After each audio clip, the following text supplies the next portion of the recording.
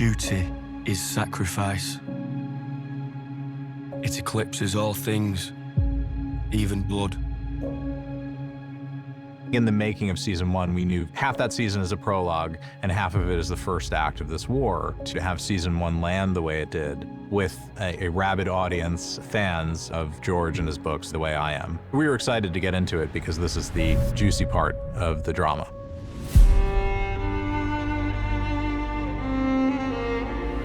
The North owes a great duty to the Seven Kingdoms, one older than any oath.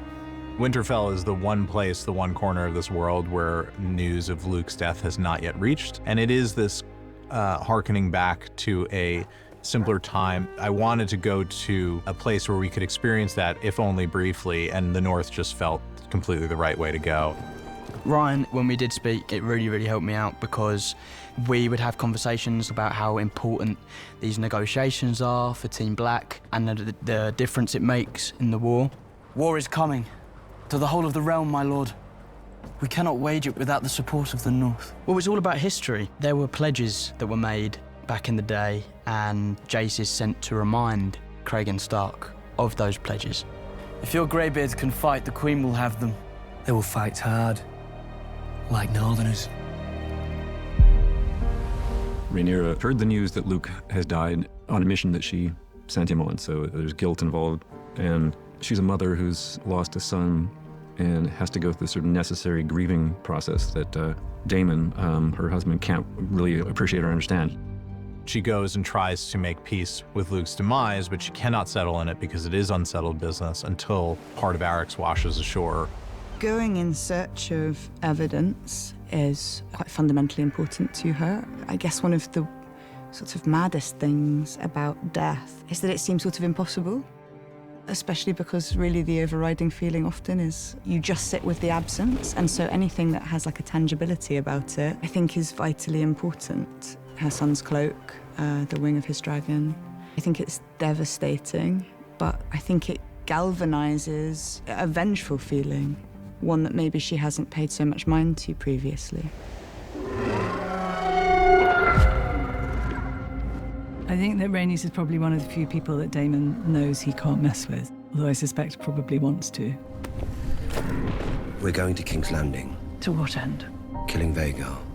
When those two meet, it's kind of like a panther meets a kind of electric eel. Really dangerous combination. He's essentially ready to go to war and get payback. It was nice to throw those characters into conflict with one another. I think you can tell from even her demeanor, the way Rhaenys thinks of Daemon. Daemon believes that he's, of course, completely in the right and has the power to order Rhaenys around. Fly with me. It is a command. Would that you were the king. Where is Jaehaerys? What do you need of him? Taken into the small council. He'll be king one day. He must begin his instruction. What if he does not want to be king? Where is he? One of the things I loved about Game of Thrones was character humor, and you know, we could spend a lot of time being dour in this world, and it's so important to have humor. And when I first saw what Tom Glyn Carney was doing with Aegon, I thought, he's finding humor where I didn't know it existed, and it's painful. A guy who's way in over his head, who really wants to do well, but it just can't make a right move, no matter what he does. Aegon the Magnanimous. Hail King Aegon! The Magnanimous. I think Aegon is the kind of father that encourages bad behavior because he finds it funny. He loves his kids. I've no doubt about that. He loves his kids dearly, but he's not one to discipline them. If anything, he's, you know, having competitions with his children to see who can be the most rebellious, and Aegon often wins. Would someone please? Is the heir to the throne bothering you, Tyland? We see him come into the small council meeting with Jaehaerys, and you know, he's spurring him on. He's wanting him to be more of a rebel, more of a nuisance, just like his old man. I think he wants a ride. Your Grace. A ride? A pony ride. Wouldn't that be fun, Jaehaerys? Should the Master of Coin be your royal steed? It's meant to be a moment of fun, a bit, and yes, look, Aegon brings his 4-year-old to work, but I think on a perhaps nuanced character level, this is the thing that Viserys never did for Aegon. And Aegon did not study at the feet of his father. His father had his male heir and then essentially said, well, that box is ticked. He was ill. I think he enjoyed having a son, but didn't put in the work the way he did with Rhaenyra when he was a younger man. And I think Aegon resents that and feels that part of the reason that he's not seen as being suited for the crown or the throne is because he didn't get that training from his father. So now he's going to make up for that tenfold with Jaehaerys. Alicent's been in a marriage that was loving, but not exactly romantic or physical for quite some time. Cole has got a lot of issues. One of the things I love about the character is that he is a knight in shining armor and sort of classically handsome and probably the most messed up person in the story in many ways. You know, clinging to notions of purity and duty and just flagrantly breaking them left and right. So there's a lot of complex things driving the moves the closer and closer between Alicent and Cole. And it takes a leap forward, but nothing is simple with them. So for every leap forward, there's a pushback. We cannot. Again. There's a lot of wonderful tension there. I mean, I think there's love, but there's a lot of mess, too. Grace? Good day. I think ultimately they're two very lost people in a pretty unforgiving world. And I think there's always been, you know, since the very first episode, Alicent, you know, had her eye on Criston Cole, and then she was a young lady, and now she's the queen of the Seven Kingdoms. It's paramount that she keeps it a secret, because not only would her respect completely disintegrate, but her stay in the castle, and Aegon is so unpredictable, who knows what he would do if he found out that his mother was having sex with his commander of the King's Guard. I mean, not only is it an embarrassment, it would bring deep, deep shame.